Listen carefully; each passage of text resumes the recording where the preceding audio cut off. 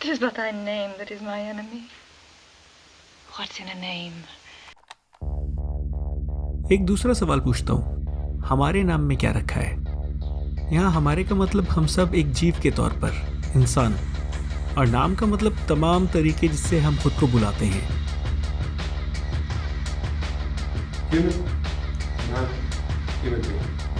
मानुष जाति, humanidad, इंसानियत, वायुस, मनीदा इनाम। ये हैं हमारे चंद नाम इस दुनिया की 7,000 ज़बानों में से।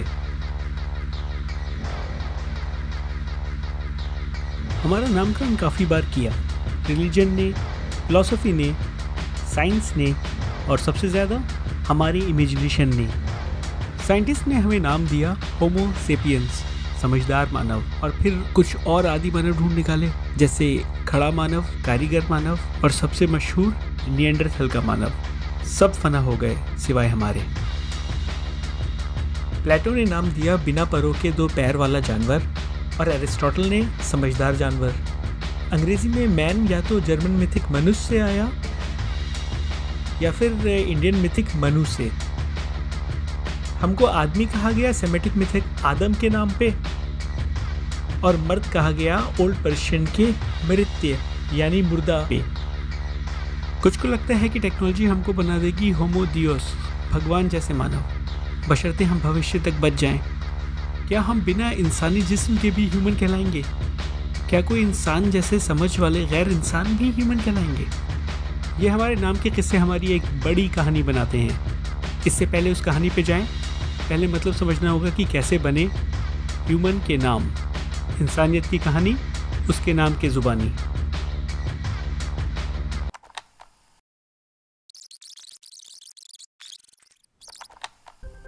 इससे पहले हम जानें कि हमारे नाम में रखा क्या है, पहले जानना होगा कि हमारे नाम हैं क्या।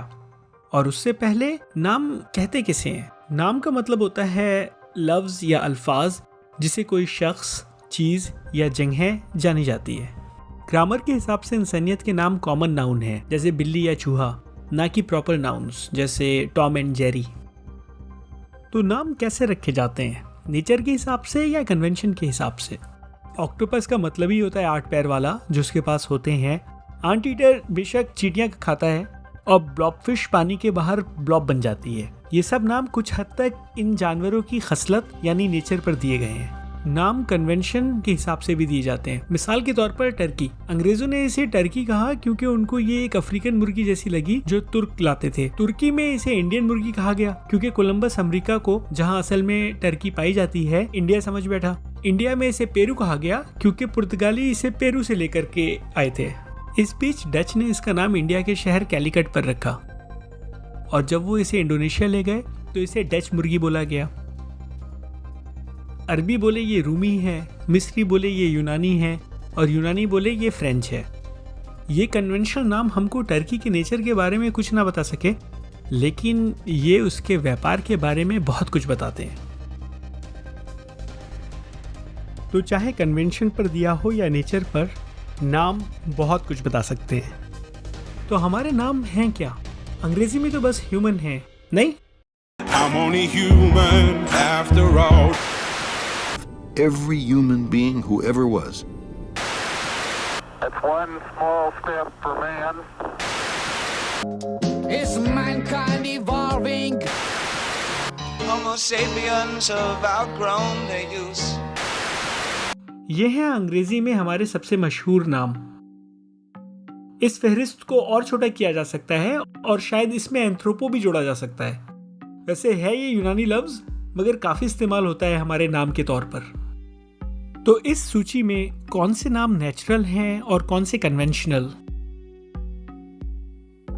होमो सेपियंस हमारा साइंटिफिक नाम है और इसे नेचुरल नाम माना जा सकता है। ये नाम साइंटिफिक नजरिए से है और हमको एक स्पीशीज के तौर पर पहचानता है। यहाँ गौरतलब लफ्ज है इवोल्यूशन, जो बताता है कि कैसे वक्त के साथ सारे जीव तब्दील होते हैं और आपस में सब एक दूसरे से ताल्लुक रखते हैं। होमो सेपियंस साइंस का अंदाज है हमें अनगिनत मखलूकों में से एक जीव के तौर पर नाम देने का। मैन, ह्यूमन और एंथ्रोपो हमारे आम जबान के नाम हैं और कन्वेंशनल नाम माने जा सकते हैं। ये नाम लिंग्विस्टिक यानी भाषा के नजरिए से हैं और हमको पहचानते हैं बतौर पीपल, औलादे या तो आसमान की या जमीन की या बंदरों की। यहाँ गौरतलब लफ्ज है एटाइमोलॉजी, जो बताता है कि कैसे वक्त के साथ अल्फाज तब्दील होते हैं और कैसे भाषाओं का आपस में ताल्लुक है। हमारे कन्वेंशनल नाम नतीजे हैं हमारी कल्पना और भाषा के। एक तीसरा दर्जा भी है उन नामों का जो हम खुद को भविष्य में देंगे। इनको आर्टिफिशियल नाम बोल सकते हैं।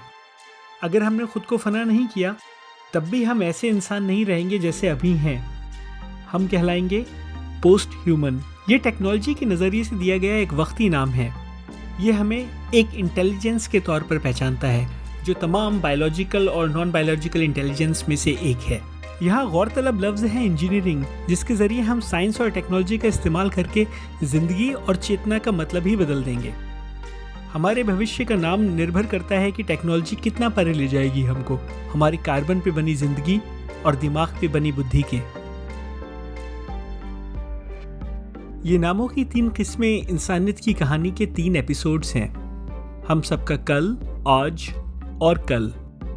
पहला एपिसोड शुरू होता है 23 लाख साल पहले सबसे कदीम इंसानों के साथ। कम से कम 7 अलग अलग तरह के इंसान थे इस दौरान, जिन्होंने पत्थर के औजार बनाए, आग को काबू में किया, कपड़े पहने, बोलना सीखा और कलाकारी की।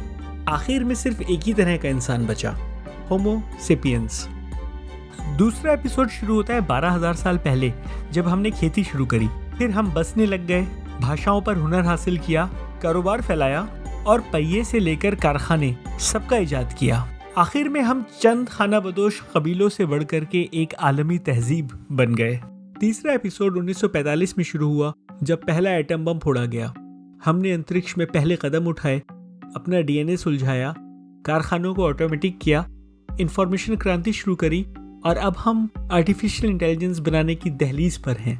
जियोलॉजिस्ट्स के हिसाब से इस पूरे वक्त को 3 युगों में बांटा जा सकता है। सबसे नया युग या प्लेस्टोसीन, पूरी तरह से नया युग या होलोसीन, और इंसान का युग या एंथ्रोपोसीन।